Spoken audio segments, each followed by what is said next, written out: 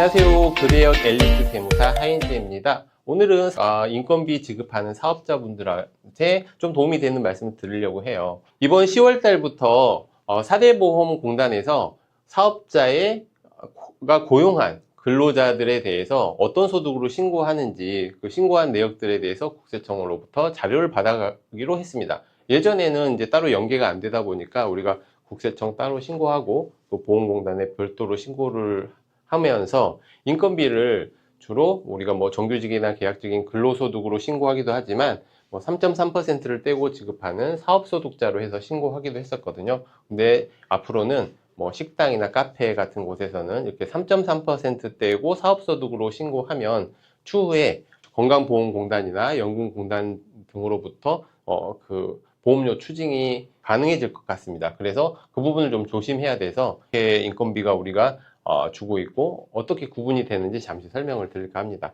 우리가 지급하는 인건비는 보통 이렇게 세 가지로 구분할 수 있을 것 같아요. 우리가 정규직이든 계약직이든 근로계약서를 작성을 하고 그에 따라서 근로에 대한 대가를 주는 게 이제 근로소득으로 주는 거고, 받는 사람은 그 금액이 근로소득으로 잡힙니다.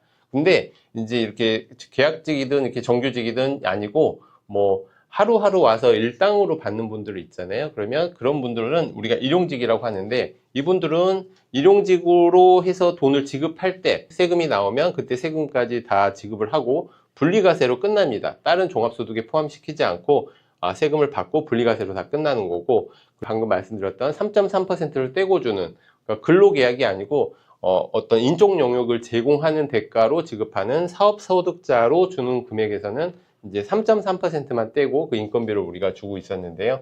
이렇게 세 개로 나눠지고 있었다면 실질적으로 우리가 4대 보험에 가입하는 거는 이제 근로소득자들이 4대 보험에 가입하고 있고, 일용직 같은 경우는 그냥 고용보험과 산재보험 정도만 이제 가입이 되고 있어서 이제 간혹 우리 사업자분들이 실제로 이렇게 근로를 하고 있음에도 이제 이분들한테 3.3%만 떼고 사업소득으로 처리하는 경우가 많았거든요. 이게 왜냐면 이제 보험료에 대한 부담이 크다 보니까 이렇게 처리하는 경우가 많았는데, 이거를 앞으로 그 보험공단에서 국세청과 연계해서 실제로 근로자임에도 불구하고 그 사업소득으로 처리하고 있으면 이와 관련된 그 보험료에 대해서 추징하겠다라고 말을 하고 있기 때문에 앞으로 좀 조심하셔야 될 것 같습니다.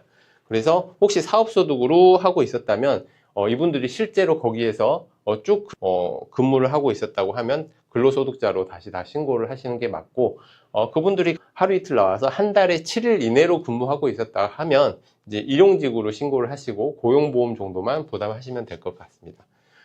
이렇게 인건비를 지급하실 때 근로소득으로 지급을 하면 아까 보험료에서는 또 부담이 되지만 직원들을 위해서 우리가 사용하는 뭐 밥값이나 커피값이나 뭐 그런 부분들을 우리가 복리후생비로 비용 처리가 가능하니까 또 이러한 이점이 있어서 또 근로소득이 그렇게 꼭 불리한 것만은 아닙니다.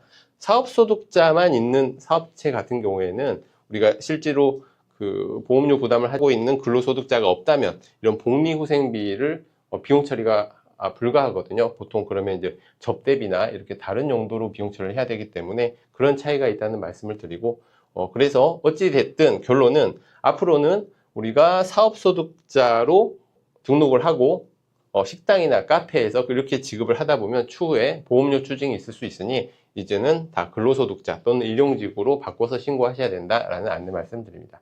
네, 지금까지 엘리트 세무사 하인즈였습니다.